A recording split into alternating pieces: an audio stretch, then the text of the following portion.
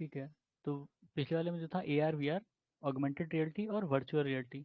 Augmented reality में क्या होता है कि जैसे आपका जो भी स्क्रीन है उसको रियलिटी से ऑगमेंट कर देते हैं, मतलब आपको चीज़ें लगेगा कि वो रियल में है पर वो एग्जिस्ट नहीं करती हैं। ठीक है। वर्चुअल रियलिटी में आपको एक अलग से चश्मा या कह सकते हैं ऐसा स्क्रीन देते हैं जिसमें वो चीज़ें शो होती रहती हैं। ऑगमेंटेड रियलिटी में ऐसा नहीं होता, आपको रियल में वो चीज़ें अपीयर होंगी आपकी स्क्रीन पर, मतलब जो रियल चीज़ें हैं वो भी अपीयर होंगी, उनके पैरेलल में जो वर्चुअल चीज़ें हैं वो भी अपीयर होंगी। वो पोकेमॉन गेम वाला आपको याद होगा केस, उसमें वो दोनों चीज़ें थी ना। वो पोकेमॉन सर्च करने को बोलते थे और कई एक्सीडेंट हुए थे उसके कारण, क्योंकि वो लोग रियल में खेलते थे, सड़क पे खेल रहे हैं, छत पे खेल रहे हैं, गिर पड़ते थे। ठीक है। वो ऑगमेंटेड रियलिटी का एग्जाम्पल था। वर्चुअल रियलिटी में आपको एक अलग ही स्क्रीन मिलेगी आपकी आँख पे और उसमें आपको चीज़ें दिखेंगी। ठीक है। तो उसके बाद हम लोग शुरू करते हैं इसको, स्पेस टेक्नोलॉजी।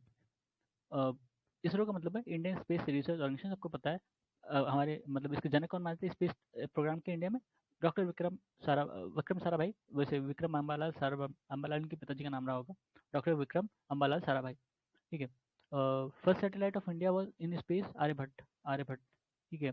ये पहला था पर शायद ये यूएसएसआर की मदद से था, अभी देखते हैं। जो हम लोगों ने अपने दम पे बनाया था वो दूसरा था, शायद इनसैट था वो। और ये आर्यभट्ट इसमें, चलो ठीक है, देख लेते हैं। पहला सैटेलाइट इंडिया का Aryabhata. Name of scientist who designed India's first space satellite Aryabhat and died recently. U.R. Rao. Professor U.R. Rao. The first animal to travel space, a dog. Laika. ठीक है। इसको यूएसएसआर वालों ने भेजा था, बेचारा मर गया था बाद में। ठीक है। The first man who placed his foot on moon. पहला था मून, किसने पहला पैर कदम रखा? वही नील आर्मस्ट्रॉन्ग। ठीक है। दूसरा किसने रखा था? अच्छा क्वेश्चन है, दूसरा बताएंगे भी दूसरा। The record holder for single longest space flight by NASA astronaut abroad station Mark, ये कौन था? Mark Vande. ये मतलब पुराना है, अभी रिसेंटली शायद यूएसएसआर का ही, मतलब रशिया का कोई मतलब वो है, एस्ट्रोनॉट है जिसने बहुत दिन वहाँ पे रुका है ऐसा। Record holder for single longest space flight by NASA astronaut. अच्छा, ये नासा एस्ट्रोनॉट के बारे में पूछ ही रहा है, तो ठीक है, मार्क वेंडे है ही। Tim Peake is known as the, Tim Peake is an astronaut. अब ये करंट का रहा होगा, कुछ उनकी अचीवमेंट रही होंगी। फिर ठीक है। Cosmic background satellite programme, math का कॉलम था। ठीक है। Cosmic background explorer satellite programme है। फैल्कन क्या है? अंडर सी केबल सिस्टम है। Discovery, Discovery space shuttle, Discovery Kalpana वाला ना शायद। Atlantis space shuttle. ठीक है। ये अलग अलग नाम है। फिर क्यूरियोसिटी रोवर, ये मार्स पर है, मार्स पर प्रोब व्हीकल है जिसको यूएसए ने भेजा था। ठीक है। Messenger Mercury probe space vehicle, NASA का, यूएसए का है। Rustom one, unmanned aerial vehicle of DRDO. ठीक है, यूएवी, ये ड्रोन है डीआरडीओ का। आकाश टू टैबलेट पीसी, ये आकाश टू, आकाश पीछे भी आया था, चीपेस्ट टैबलेट है। अब ये पता नहीं न्यूज़ में था कब था, ये बार बार पूछा गया है। NASA's last space shuttle was Atlantis. DAVINCI plus और वेरिटास, टू न्यू मिशन कहाँ के लिए है? वीनस के लिए। ठीक है। डाविंसी प्लस और वेरिटास। फिर Cassini Huygens, unmanned spacecraft sent to Saturn. Cassini से ही सैटर्न याद रखना। ठीक है। यूजिन तो ठीक है, उनके साइंटिस्ट उन्हीं का नाम पर रखा गया। Messenger mapping and investigating the mercury, mercury planet. ठीक है। Voyager 1-2 exploring the outer solar system. ठीक है। ये बाहर के लिए है, मतलब भेजे गए हैं, किसी ग्रह के लिए नहीं, मतलब जितनी दूर जा सकें स्पेस में उतनी दूर ये जाएंगे और एक्सप्लोर करेंगे चीज़ों को, एस्टेरॉइड को, जो स्टार अगर कभी गलती से मिले इनको। ठीक है। नासा कैसिनी स्पेसक्राफ्ट, कैसिनी बताता है सैटर्न के लिए। एमंग एपोफिस, कैसिनी, स्पिट्जर और शासर, ये इसमें से कौन सा है स्पेसक्राफ्ट? कैसिनी स्पेसक्राफ्ट है, बाकी सब अलग अलग चीज़ होंगी। The experiment will employ a trio of spacecraft flying in formation in the shape of equilateral triangle that has side 1 million kilometer along, 1 million kilometer long, with laser shining between the craft। ये सब मुझे लगता है कि UPSC question है। Evolve लिसा, ये लोग इतने लंबे क्वेश्चन बनाते नहीं है वैसे स्पेसक्राफ्ट, ये इन सब चीज़ों पे पीसेस वाले। ठीक है। Evolve Lisa. The purpose of evolved laser interferometer space antenna is to detect gravitation wave। ठीक है। ग्रेविटेशन वेव को खोजने के लिए इन्होंने स्पेस में ये ऑब्जर्वेटरी टाइप की लगाई है, लीजा या इलिसा। ठीक है। वैसे जमीन पे कहाँ है वो? फ्रांस वाली ना, फ्रांस और स्विट्जरलैंड के बॉर्डर पे जो है। ठीक है। नहीं, फ्रांस और स्विट्जरलैंड के बॉर्डर पे तो सर्न है, वो यूएसए में है। Scientist of Britain have build gravity reactor.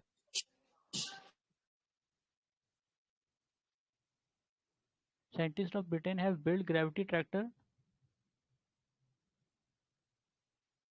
क्या है, spacecraft with a mechanism which would check asteroid from hitting the earth. अच्छा, ग्रेविटी ट्रैक्टर किस लिए बनाया गया था? Mechanism which would check asteroid from hitting the earth, मतलब कोई भी एस्ट्रॉइड आ रहा हो अगर वो धरती से टकराने वाला उसको चेक करने के लिए ब्रिटेन ने बनाया था gravity tractor. Recently scientist observe the merger of giant black holes billions of light year away from the earth. The significance of observation gravitation waves. Gravitation waves जानती होगी ना क्या होता है? जैसे कोई दो न्यूट्रॉन्स मर्ज हो रहे हो या ब्लैक होल्स मर्ज हो रहे हो, तो वो एक रिपेल भेजते हैं टाइम और स्पेस में, ठीक है। जो स्पेस है उसको टाइम और स्पेस में मतलब डिवाइड किया गया है। तो वो रिपेल जो है उस फैब्रिक को डिस्टर्ब करती हैं, एक तरह का रिपेल, जैसे वेव्स होती हैं पानी में, जैसे आप कंकड़ मारते हो तो वेव्स जो जनरेट होती हैं, वैसे ही इसमें भी होता है, ठीक है, स्पेस के केस में भी होता है। और वो वेव्स ट्रेवल करती हैं बहुत दूर तक, वो वैसे नहीं डिटेक्ट होती हैं। तो उसके लिए कई सारे एक्सपेरिमेंट, यही जो था, ठीक है, लीगो, लीगो, ठीक है, हाँ लीगो। तो लीगो एक्सपेरिमेंट उसी के लिए था, और उसी से ही चेक होता है कि कोई वेव अगर आ रही है उससे पास होती है तो उनको पता चलता है, ठीक है। 2015-16 में शायद पहली बार डिटेक्ट हुई थी ना ग्रेविटेशन वेव्स, हाँ पहली बार सितंबर 2015 में डिटेक्ट हुई थी।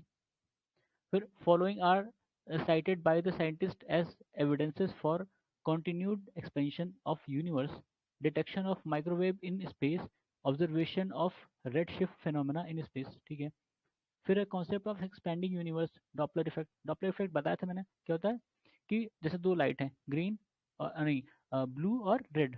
तो जब कोई चीज़ दूर जा रही है तो आपको रेड लाइट उसकी दिखती रहेगी, ब्लू लाइट फेड अवे हो जाएगी, ठीक है, क्योंकि उसकी जो वेवलेंथ होती है वो शायद बहुत अच्छी होती है, इसलिए हमको दिखाई देती रहती है रेड की। और जब पास आएगी तो ब्लू की ज़्यादा डार्क होने लगेगी या ज़्यादा ब्राइट हो जाने लगेगी, तो हमको ब्लू ज़्यादा दिखेगा। तो उससे पता चलता है कि कोई चीज़ आ रही है या जा रही है, ठीक है। डॉपलर इफेक्ट अक्सर न्यूज़ में आता है, मतलब इन सारी चीज़ों में आपको सुनने को मिलेगा डॉपलर इफेक्ट, स्पेस के केसेस में या कोई चीज़ आ रही है। हम्म।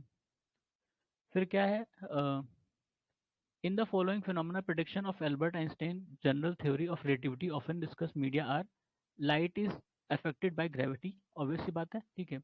The universe is constantly expanding, matter wraps its around space time, ठीक है। किसी भी मैटर के आसपास जो है वो टाइम और स्पेस है, और यूनिवर्स जो है वो लगातार बढ़ रहा है, मतलब दूर दूर जा रहा है। और लाइट जो है वो ग्रेविटी से अफेक्ट हो सकता है, ठीक है। ग्रेविटी लेंसिंग सुना होगा, ग्रेविटी लेंसिंग। हाँ, ग्रेविटी लेंसिंग में क्या होता है कि जैसे मान लो कि एक ऑब्जेक्ट है, ठीक है, यहाँ पे, और एक ऑब्जेक्ट, बड़ा ऑब्जेक्ट समझ लो यहाँ पे है, यहाँ से कोई लाइट आ रही है, मान लो स्टार है, ठीक है, और ये गैलेक्सी है कोई। तो वो जो लाइट स्टार से आ रही होगी वो इस ग्रेविटेशन फोर्स की वजह से बेंड हो जाएगी, ऐसे करके हल्की सी बेंडिंग हो जाएगी, ठीक है। और वो बड़ा दिखेगी, ग्रेविटेशन लेंसिंग उसी को कहते हैं, ठीक है। आपको लगेगा, मतलब आप यहाँ से देख रहे होगे तो आपको लगेगा कि आपके सीध पे है, पर वो तिरछे से आ रही होगी, ठीक है। तो ग्रेविटी लेंसिंग वही है। फिर event horizon, singularity, string theory, standard model, ये सब न्यूज़ में है किस कॉन्टेक्स्ट में? Observation and understanding of universe, black hole, a collapse star. Black hole क्या है? एक कोई तारा टूट गया है, उसके बाद की जो प्रोसेस में जो बचता है वो ब्लैक होल है। Black hole is such celestial existence which can not be seen by telescope, ठीक है। सही बात है। देखते हैं इसमें आगे का explanation. Gravitational field of black hole is much strong that even light does not escape escape from it, ठीक है। ब्लैक होल जो होता है, ठीक है, ब्लैक होल बॉडी, फिर इसके आसपास होता है इवेंट हॉराइजन कहते हैं उसको, ठीक है।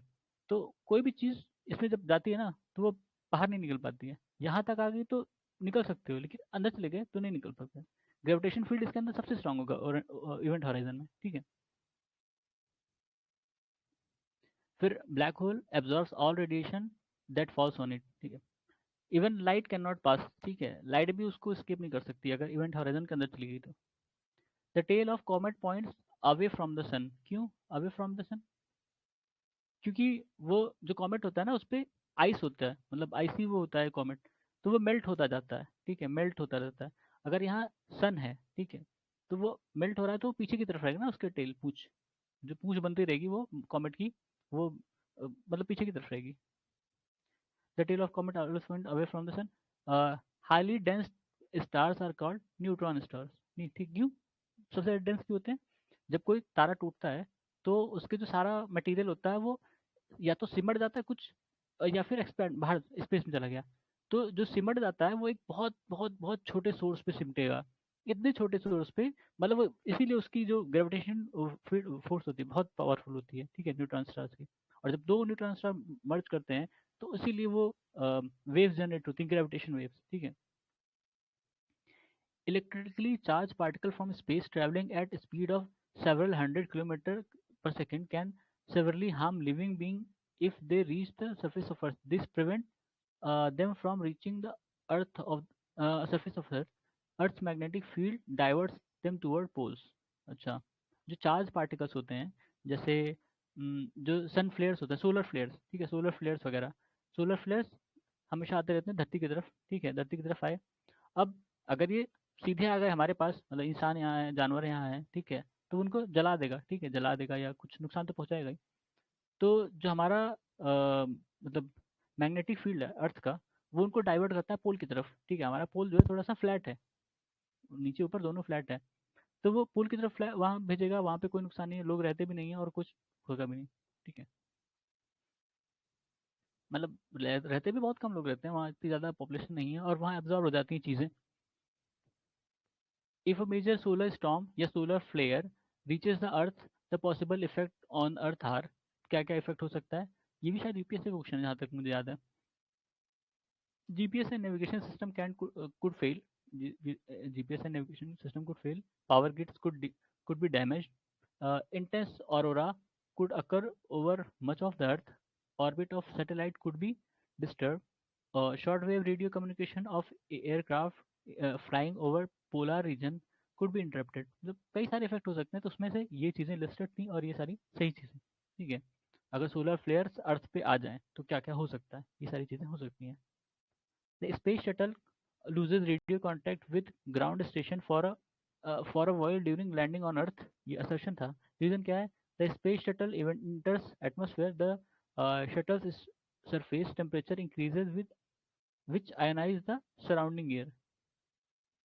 दोनों ही मतलब स्टेटमेंट करेक्ट है और करेक्ट एक्सप्लेनेशन कि जब स्पेस शटल आता है धरती में, जब इंटर करता है तो क्या होता है कि उसका जो टेम्परेचर होता है, शटल का सरफेस का टेम्परेचर, वो बहुत ज़्यादा गर्म हो जाता है, ठीक है, क्योंकि पॉसिबिलिटी है कि अगर जैसे कॉमेट जब धरती में आता है तो फ्रिक्शन के कारण वो बर्न हो जाता है।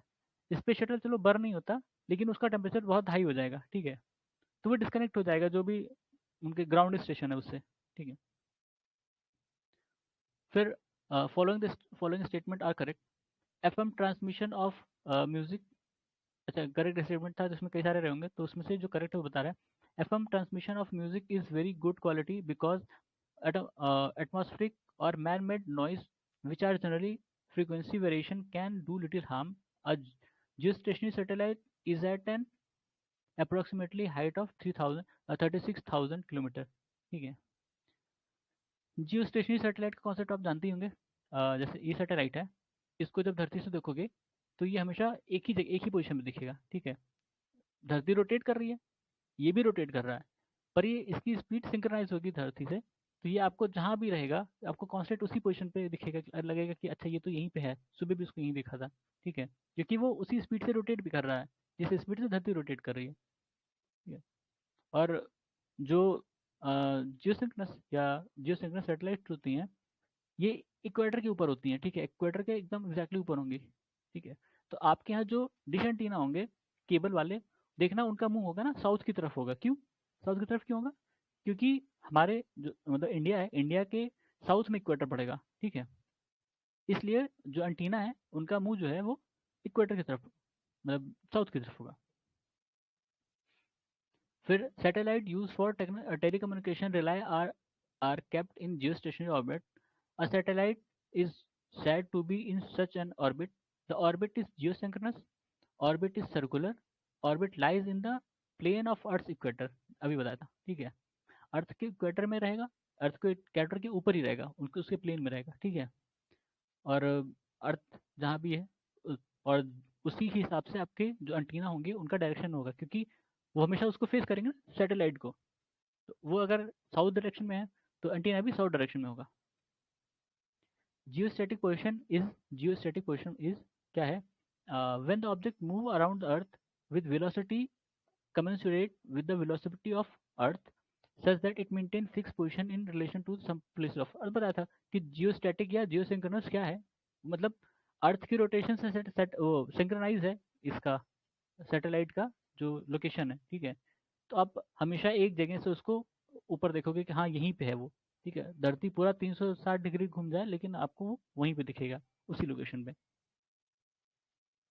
फिर atmospheric layer in which the communication satellite are located, exosphere, exosphere कहते हैं, ठीक है। The time period of revolution of a geostationary satellite is 24 hour. Obvious बात है, जियोस्टेशनरी अगर 24 आवर नहीं होगा तो अगले दिन आपको दूसरी जगह दिखेगा, उस जगह नहीं दिखेगा जहाँ कल वो दिखा था आपने, ठीक है। The following diagram represent the most accurate path of geostationary satellite in space, circular, कोई बात नहीं। नासा, यूएस का जो स्पेस एजेंसी है, launch telescope name Kepler, Kepler to find earth like planet, ठीक है। फिर the 10th chairman of Indian, अच्छा ये 2022 का क्वेश्चन, एस सोमनाथ, अभी भी यही है ना, एस सोमनाथ ही हैं इसरो के चेयरमैन। फिर इंडिया, इसके पहले के सिवान थे, अभी शायद यही है एस सोमनाथ। फिर India telecommunication has been linked to a satellite, India is preparing for star war. India is star war कर रहे भाई, स्टार वॉर खेलने जा रहे हैं। Indian satellite series which is being used for telecommunication, INSAT या GSAT, ठीक है, इन सैट या GSAT. INSAT and GSAT example of communication satellite, ठीक है। फिर आर सैट होते हैं, कई सारे सैटेलाइट होते हैं, उनका नाम होता है ना जैसे, तो ऐसे ही अभी देखना मिलेंगे शायद। फिर इसमें अमंग का C M F Ku band, the frequency band which is not use in INSAT GSAT M F, M F क्या है? मॉड्यूलेशन फ्रिक्वेंसी, ठीक है, ये मीडियम फ्रिक्वेंसी शायद। Telecommunication, television transmission is an example of simplex communication, television transmission simplex communication. ये बहुत technical चीज़ है, पता नहीं, पूछेंगे। India first remote sensing satellite IRSIA was launched from बीका बैकानोर, ये कजाकिस्तान में शायद, ठीक है। यूएसएसआर की मदद से भेजा गया था ये सैटेलाइट, बैकानोर वो जगह है, शायद कजाकिस्तान में ही है जहाँ तक पॉसिबिलिटी है। यूएसएसआर की टेरिटरी में था पहले, तो ये तब का है। फिर Indonesia, Indian remote sensing IRS satellite are used for assessment of crop productivity, locating groundwater resources, mineral exploration, ठीक है।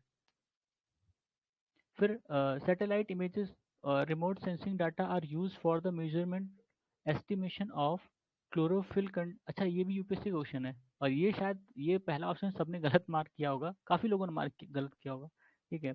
Chlorophyll content in the vegetation of specific location, green house gas emission from rice paddies for a specific location, land surface temperature of a specific location. मतलब बाकी दो तो समझ में आ रहा है कि हाँ ये पॉसिबिलिटी है, लेकिन किसी वेजिटेशन में क्लोरोफिल को कैसे करेंगे ये हम लोग के समझ से परे है थोड़ा सा, लेकिन ये अब इसमें आंसर था तो था, ठीक है। रिमोट सेंसिंग किस काम में आ सकता है? INSAT 3C was launch from Kourou, अब ये भी इंडिया में तो नहीं है शायद ये जगह। फिर the number of satellite launch successfully by PSLV-3, PSLV C-37 in a single flight on, अच्छा ये पुराना क्वेश्चन है, 2017 का, तो 104 सैटेलाइट लॉन्च किए गए थे एक साथ। The correct chronological order of space program, SITE, STEP, APPLE, IGMD, अब ये तो पता नहीं इतना detail. The first communication satellite APPLE was launched on June 19 1981। APPLE was launch from Kourou, French Guiana, अच्छा फ्रेंच गुयाना से लॉन्च किया था, अभी कोरू नाम आया था ना पीछे, तो ये। India first dedicated navigation satellite INS-1A was launch from Sriharikota, आपने ज़्यादातर श्रीहरिकोटा से ही लॉन्च किया गया, ठीक है। अब शायद इसका नाम ही तो है कलाम आइलैंड, यही है जो व्हीलर वाले की है, पता नहीं। With reference to Indian regional navigation satellite, the correct statement, INS has 3 satellite in Jio stationery और 4, मतलब 7 सैटेलाइट हैं, 3 जियो स्टेशनरी पे है और 4 जियो सिंक्रोनस में है। ठीक है। फुल फॉर्म ऑफ नाविक, नेविगेशन विद इंडियन कंस्टलेशन। ठीक है, यही आईएनएस का फिर नाम चेंज किया गया, नाविक रखा गया, और इसका मतलब है नेविगेशन, फिर navigation with Indian constellation. Galileo project किस लिए है? Multi satellite navigation project being developed by European union. ठीक है, यूरोपियन यूनियन बना रही है यही चीज़ जो आईआरएनएस जैसे अपना है। ठीक है, जीपीएस टाइप का। फिर GPS stand for global positioning system, ये यूएसए का है और हर जगह यही यूज़ होता है, अभी भी यूज़ होता है। ठीक है, इवन इंडिया ने अपना बना लिया, फिर भी हम लोग हर ऐप में जीपीएस इस्तेमाल कर रहे हैं लगभग लगभग। The area in which GPS technology can be use, navigation, mobile phone operating, banking, controlling the power grid, सब में इस्तेमाल तो हो रहा है, बचा ही क्या। India developed the satellite launch vehicle over a period of few decades. The correct chronological order पूछा है। ठीक है, SLV, ASLV, PSLV, GSLV। ठीक है। अब छोटा वाला भी है ना, वो SSLV करके, जो GSLV से छोटा है, मतलब काफ़ी छोटा, छोटे सैटेलाइट को लॉन्च करने के लिए। Satellite launch vehicle 3 Rohini. अच्छा, कौन सा लॉन्च व्हीकल था और कौन सा सैटेलाइट लॉन्च किया गया उस पर है। Satellite launch vehicle 3 Rohini. Augmented satellite launch vehicle SROSS C. Polar satellite launch vehicle Chandrayaan 1। Geosynchronize satellite launch vehicle EDUSAT. ठीक है, जो जीएसएलवी है नॉर्मली मतलब हैवी सैटेलाइट्स को लॉन्च करने के लिए इस्तेमाल करते हैं ये। इनका जो सबसे रिलायबल लॉन्च व्हीकल है वो पीएसएलवी है। ठीक है, पीएसएलवी इनका सबसे रिलायबल है, और जीएसएलवी भारी के लिए इस्तेमाल करते हैं, जो भारी सैटेलाइट होती है, नया डेवलप है। फिर ISRO's master control facility is at Hassan, Hassan Karnataka में। ठीक है, फिर ऑर्गेनाइजेशन है और उसकी लोकेशन है ISRO Bengaluru, IUCA Pune, IUAC New Delhi, VSSC Thiruvananthapuram, IIRS Dehradun, SAC. अब ऐसे तो पता नहीं चलेगा, इनके नाम फुल फॉर्म होते तो ज़्यादा गेस हो जाता। ठीक है, इसमें फुल फॉर्म नहीं दिया है, सिर्फ वो जगह दी है और मतलब शॉर्ट फॉर्म में दिया है और किस शहर में हैं ये। ठीक है, तो कोई फ़ायदा नहीं उसका। अब यहाँ फुल फॉर्म दिया है, चलो देख लेते हैं। स्पेस एप्लीकेशन सेंटर कहाँ पे? अहमदाबाद में। National remote sensing centre Hyderabad. Vikram Sarabhai space centre Thiruvananthapuram. अच्छा, ये जो था कहाँ गया, तिरुवनंतपुरम में वीएसएससी। ठीक है, स्पेस सेंटर शार, अच्छा ये उसका था शार सेंटर श्रीहरिकोटा, और U R Rao satellite centre Bengaluru. ठीक है, कोई बात नहीं, अच्छी बात है। फिर Indian Institute of Remote Sensing is situated in, अच्छा आईआईआरएस था ना अभी ऊपर, देहरादून कहाँ गया ये, Indian institute remote sensing Dehradun में, Dehradun Uttarakhand. Vikram Sarabhai space centre at Thiruvananthapuram is mainly concern with research in propellant for launching rockets, development of satellite launch. Thumba, Thumba rocket launching station है केरला में। सबसे पहला अपने यहाँ रॉकेट लॉन्च किया गया था तुम्बा से ही। ठीक है, तुम्बा की खास बात ये भी है कि शायद ये जो धरती का मैग्नेटिक साउथ पोल है, ठीक है, शायद तुम्बा से ही वो के पास होता है, साउथ पोल ही होगा जहाँ तक मुझे याद है। Sriharikota island lies near Pulicat lake, Pulicat lake. Sriharikota space centre of India is located Andhra Pradesh, वही पुलिकट लेक के बगल, पुलिकट आंध्र में आती है। आंध्र और उसमें दोनों में आती है ना शायद, पता नहीं। आंध्र तमिलनाडु के बीच में पड़ती है, ऐसा कुछ है। ठीक, Kakrapar nuclear power plant, Pokhran atom bomb blast site, Thumba, Thumba rocket launching centre है, Sriharikota, Sriharikota satellite launching station. ठीक है, अलग अलग साइट न्यूज़ में रहती है। The upper surface of wing of an aeroplane is made convex and lower concave. इसका रीजन दिया है, the air current at the top has less velocity, thus less pressure at the bottom than the top। मतलब इसमें assertion true है, ये बात सही है, पर रीजन तो दिया है वो गलत दिया है। ठीक है, black box of an aeroplane is orange colour. इसका नाम ब्लैक बॉक्स है पर वो ऑरेंज कलर का होता है, और काफ़ी मतलब अच्छे से पैक रहता है ये। उसमें जितनी भी कम्युनिकेशन होती है उनके जो कॉकपिट होता है, मतलब जहाँ पायलट बैठते हैं और बेस स्टेशन से, वो सब उसमें रिकॉर्ड होती रहती है। ठीक है, तो इसलिए जब भी कोई एक्सीडेंट होता है, जब भी कोई प्लेन क्रैश होता है, तो सबसे पहले उसका ऑरेंज ये जो मतलब ब्लैक बॉक्स है वो ढूंढा जाता है कि क्या बात हुई थी, उसने लास्ट में क्या कहा है। On this date Chandrayaan 1 entered lunar orbit. अब इतना डेट तो भैया पता नहीं, अब मान लो कि चंद्रयान 3 अभी था, उसका पूछ लें। Name the spacecraft for India's mission moon are Chandrayaan 1, Chandrayaan 2, Chandrayaan 3 भी तो हो गया। Chandrayaan was launch from Andhra Pradesh भाई श्रीहरिकोटा, ठीक है। In July 2019 spacecraft Chandrayaan 2 was launch from, क्या मतलब इसका है, geosynchronous satellite launch vehicle used by ISRO to launch Chandrayaan 2 GSLV Mark 3 M1। मतलब इनका जो हैवीएस्ट लॉन्च व्हीकल है उसका इस्तेमाल किया था, और फिर भी वो मतलब वो तो खैर वहां पहुंचा ही दिया था उसने, जब वो लैंड कर रहा था तब क्रैश हुआ था, ठीक है।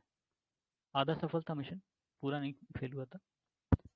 The true statement about Chandrayaan 2 mission are, in this mission, lunar south pole was targeted for exploration. Rover sent on this mission was named Pragyan. ठीक है, Vikram lander was used for this mission। अच्छा, ये सब बाद में भी, मतलब जो नया वाला गया था तीसरा वाला, उसमें भी यही नाम यही रखा गया था उन सबका, ठीक है। The name of the world first private flight plane to go on moon, moon express, किसने भेजा ये तो नहीं लिखा, ठीक है, चलो कोई नहीं। Mangalyaan launch by ISRO is also called मोम, MOM, Mars Orbiter mission, made India only country to be successful in making its spacecraft orbit the Mars in very first attempt। मतलब इंडिया पहला ऐसा देश बना कि जिसने फर्स्ट अटेम्प्ट में ही वहाँ वहाँ पहुँच गया उसको ऑर्बिट कराने के लिए अपने सैटेलाइट को, बाकी सबको टाइम लगा था। Tianwen-1 spacecraft of China, Tianwen-1 नाम से पता चलता है, ऐसे ही तियानहे और ये सब नाम है, ये इसी के ही हैं, चाइना के रिलेटेड है। फिर अगस्त 2016 China developed system nickname Micius, Micius का मतलब किस पर्पस से था, a quantum satellite communication system. अच्छा, मिसियस पुराना न्यूज़ है तो उस समय करंट में रहा होगा मेरे ख्याल। फिर ये 2019 का पूछा है, CNES signed an agreement to setup joint maritime surveillance system. ये फ्रांस की संस्था है CNES, फ्रांस की स्पेस संस्था, ठीक है। फिर agency successfully launch world's smallest satellite carrying rocket JAXA, Japan की जो मतलब स्पेस कंपनी है। 2018 की न्यूज़ को मतलब नहीं। This country launch the satellite आर्की Arktika M to monitor climate of Arktika, Russia, ठीक है। NISAR India ISRO, India NASA और इसरो का प्रोग्राम है, ठीक है। फिर नासा जेट प्रोपल्शन लेबोरेटरी कहाँ है, पसादेना। अब भाई ये तो मतलब कहाँ होगा, कैसे पता होगा, मतलब ज़्यादा ही डिटेल जाएंगे तब। ग्रीज लाइटनिंग 10 क्या है ये, electric plane tested by NASA. अब ये पुरानी न्यूज़ होगी। Spacecraft of NASA which has confirmed the presence of water on moon, SOFIA, SOFIA ने कहा है कि भाई चंद्रमा पे पानी है तो है, जाके देखें। NASA's deep impact mission was employed to take detailed pictures of Tempel 1 comet nucleus. Among Phoenix, Roger, Florida, Candy, the name of NASA vehicle on Mars, Phoenix। ठीक है, नासा ने मार्स पे बहुत कुछ भेजा है, वो एक इंजेनिटी हेलीकॉप्टर था ना, वो भी तो भेजा था। फिर the first rover to which reached Mars in 2004, Spirit, Spirit भेजा था पहले। इंजेनिटी हेलीकॉप्टर था, अभी भी है वहाँ पे इंजेनिटी, न्यूज़ में भी था रिसेंटली, उसने कुछ ढूंढा था। As per report released by US journal Science on 26 July 2018, massive underground lake has been detected। अच्छा, मार्स पे ही सारा है। फिर क्या है, according to NASA evidence of presence of life on Mars till today include water, gypsum, methane. ये सब चीज़ें वहाँ पे मिली हैं मार्स पर, सब ढूंढ लो वहीं पे। Methane is present in atmosphere of Mars and Jupiter, ठीक है। देखिए कितना बड़ा है, जाता है क्या, चलो कर लेते हैं आज ही फिर। Among the carbon monoxide, nitrogen sulfide, sulfur dioxide, methane, atmosphere of Saturn contains methane, methane, ठीक है, वहाँ के स्पेस में मीथेन है। The atmosphere of Saturn contains these gases in large number, hydrogen और हीलियम। सैटर्न सैटर्न के atmosphere में hydrogen और हीलियम भी हैं, अभी ऊपर लिखा है कि मीथेन भी है, ठीक है, ठीक है। The fuel tank of spacecraft Discovery that was launched on July 2000 was filled with mixture of liquid hydrogen। शायद कल्पना इसी में थी ना, कल्पना चावला और उनकी डेथ हो गई थी जब ये शायद रिटर्न हुआ था। Mixture of liquid hydrogen and liquid oxygen, ठीक है। नॉर्मली हाइड्रोजन तो फ्यूल है, ठीक है, हाइड्रोजन फ्यूल, हाइड्रोजन है इसमें, लेकिन उसको जरूरत पड़ती है जलने के लिए ऑक्सीजन की, तो ऑक्सीजन उनको सप्लाई करना पड़ता है अलग से, स्पेस में तो मिलेगा नहीं, तो उनको आर्टिफिशियली देना पड़ता है, ठीक है। Apollo 8 was launched for space exploration 1968 में, बताओ इतना पुराना। और वो मून वाला कौन सा था? मून वाला, मून पे जो गया था अपोलो, अपोलो 11 ना, Apollo 11। SELENE, SELENE 1 lunar orbiter mission belong to Japan. The following statement in respect of jet engine and a rocket are true. A jet engine uses surrounding air for oxygen supply, so it is unsuitable for motion in space. A rocket carries its own supply of oxygen. जैसे भी बताया कि hydrogen जो है वो fuel है, ठीक है, हाइड्रोजन जो है वो फ्यूल है। अब उसको जलने के लिए, कोई भी चीज़ को जलने के लिए ऑक्सीजन की जरूरत पड़ती है, कंबशन के लिए आपको ऑक्सीजन की जरूरत पड़ेगी, जहाँ ऑक्सीजन नहीं होगा वहाँ कंबशन नहीं होगा, ठीक है। तो अब अगर धरती के एटमॉस्फेयर में हो तो ऑक्सीजन आपको एटमॉस्फेयर से मिल जाएगा, लेकिन अगर स्पेस में हो, स्पेस में तो ऑक्सीजन है नहीं, तो वहाँ कैरी करना पड़ेगा ना। तो जो सैटेलाइट वगैरह जाएंगी, जो रॉकेट सैटेलाइट ऊपर ले जाएगा सैटेलाइट को, उसको आर्टिफिशियल ऑक्सीजन चाहिए होगा फ्यूल के साथ। और जो मतलब एटमॉस्फेयर में ही है तो उसको नहीं चाहिए होगा, वो तो एक्सट्रैक्ट कर लेगा एटमॉस्फेयर, एटमॉस्फेयर से ही। Jet aircraft fly easily, very easily and smoothly in lower stratosphere. The approximate explanation यही है, there are no clouds or water vapor in lower stratosphere. There are no vertical wind in lower stratosphere, ठीक है। जैसे ही आप troposphere पार कर जाते हो, ठीक है, ट्रोपोस्फेयर उसके ऊपर होता है स्ट्रेटोस्फेयर, ठीक है, ट्रोपोस्फेयर, ठीक है। तो जितनी भी आपकी क्लाइमेटिक एक्टिविटीज होती हैं, जितने भी वेदर से रिलेटेड हैं, बादल, हवा बहना, ये सब ट्रोपोस्फेयर में होता है, ठीक है, ट्रोपोस्फेयर में होता है। उसके ऊपर जैसे ही आप एटलसट स्टेटस पे पहुंचोगे, वहाँ ये सब चीज़ें नहीं होती हैं, तो फ्लाई करना इजी हो जाएगा वहाँ पे। इसलिए प्लेन जो काफ़ी जिनको दूर जाना होता है, वो पहले इसको ट्रोपोस्फेयर को पार करती हैं, स्टेटोस्फेयर पहुंचती हैं, फिर आराम से उड़ती हैं, कोई दिक्कत नहीं उनको, कोई जेट लैग वगैरह नहीं दिखेगा उनको, मिलेगा। The principal on which jet engine work, conservation of linear momentum, ठीक है। Rocket works on principle of momentum conservation, वही जेट इंजन और रॉकेट का लगभग एक ही है, momentum conservation, conservation of linear momentum, एक ही चीज़ है। सैटेलाइट, स्ट्रेटेलाइट, ठीक है, स्ट्रेटेलाइट क्या है भाई? High altitude airship position, position in stratosphere. अच्छा, स्ट्रेटेलाइट है, high altitude airship position in stratosphere, ठीक है। Cryogenic temperature stand for temperature below 150 degree Celsius.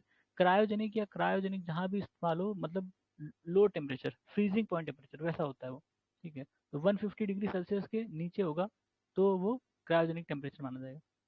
Low temperature cryogenic find application in space travel. जो फ्यूल वगैरह होता है उनको क्रायोजेनिक सिचुएशन में रखा जाता है कि वो ब्लास्ट ना करें, ठीक है, हाइड्रोजन या वो सब है, उनको क्रायोजेनिक उसमें रखा जाता है एटमोसफेयर में, ताकि वो ब्लास्ट ना करें जब स्पेस से बाहर जा रहे हैं। The low temperature cryogenic find application in space travel, magnetic levitation, telemetry, इन सब में इसका इस्तेमाल होता है। Cryogenic engine find application in rocket technology. Cryogenic engine is uses liquid oxygen as oxidiser and liquid hydrogen as fuel, ठीक है, क्योंकि वो ठंडे में रखे जाते हैं इसलिए वो लिक्विड फॉर्म में होते हैं, ठीक है। अदरवाइज रूम टेम्परेचर पे ये गैसेस फॉर्म में होंगे ना, जब उनको आप लो टेम्परेचर पे ले जाओगे तभी वो लिक्विड फॉर्म में आएंगे। फिर cryogenic engine is used in space shuttle. The following is used as rocket propellant, liquid hydrogen, liquid oxygen, liquid hydrogen और केरोसिन ऑयल, ठीक है। With reference to India satellite launch vehicle, the correct statement, PSLV is launch the satellite useful for Earth resource monitoring, whereas GSLV are designed to launch communication satellite, ठीक है। PSLV किसके लिए? Resource monitoring के लिए, और GSLV communication के लिए, ठीक है। क्यों GSLV, क्यों? क्योंकि जो जियो सिंक्रोनस सैटेलाइट होते हैं वो ज़्यादा दूर जाना होता है उनको ना, 36,000 किलोमीटर, ठीक है। और ये रिसोर्स मॉनिटर के लिए तो उसको धरती के पास होना पड़ेगा, जो पोलर सैटेलाइट्स होती हैं, ठीक है। An artificial satellite can be tracked very precisely from Earth by using Doppler effect. Doppler effect बताया था। फिर among SLV3, RSD1, IRS1D और INSAT 2D, it is not space satellite. Space satellite कौन सा नहीं है? SLV3। ये क्या है? लॉन्च व्हीकल है, ठीक है, लॉन्च व्हीकल, बाकी सारे सैटेलाइट है, ये लॉन्च व्हीकल है। India became the first country to send education satellite in space, EduSat. This satellite was launched on September 2004। यार EduSat तो हमें लगता है हर दूसरे महीने हम सुनते हैं EduSat लॉन्च किया गया, EduSat लॉन्च किया गया। ये 2004 का न्यूज़ बता रहा है, इतना पुराना, ठीक है चलो। कलाम सेट था ना, अभी रिसेंटली लॉन्च किया गया था, उसी के साथ आसपास EduSat भी कोई लॉन्च किया था, दूसरा होगा वो। सितंबर 2002 इंडिया लॉन्च मेटसेट। अब इतना पुराना न्यूज़ है ये, मतलब करंट, उस समय करंट में रहा होगा। Kalpana one is the new name given to this satellite MetSat. अच्छा, उसी को ही कल्पना वन नाम दिया गया था। Among the Cartosat 2B, Kalpana one, INSAT 2E और सत्यबा Sathyabama sat.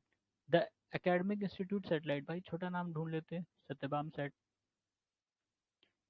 India's advanced communication satellite GSAT 8 was launch. अब ये डेट भाई कोरूरू से लॉन्च किया, उस समय की न्यूज़ में रहा होगा, इसलिए इन्होंने वैसे वैसे दे दिया। Indian GSAT 7, Indian GSAT 7 satellite is exclusively mean for military communication. ठीक है, GSAT 7 मिलिट्री कम्युनिकेशन के लिए है, इसलिए इसकी डिटेल्स नहीं शो की गई थी, बस ये बताया गया था कि सैटेलाइट भेज दिया एक तो। This satellite was launch successfully launch by India on 29 सितंबर। अब ये डेट का कोई मतलब नहीं है, अब जैसे इस साल जो भी लॉन्च हुआ है उसका पूछ लेंगे, ठीक है, कौन सी सैटेलाइट लॉन्च की गई। अब ये उस समय की न्यूज़ में रहा होगा तो वो है। ISRO launch GSAT 6 satellite in 2018 from GSLV F08। मतलब किस उसकी मदद से भेजा है, जैसे अभी शायद कौन सा था, C53 है ऐसे करके उसने भेजा था ना।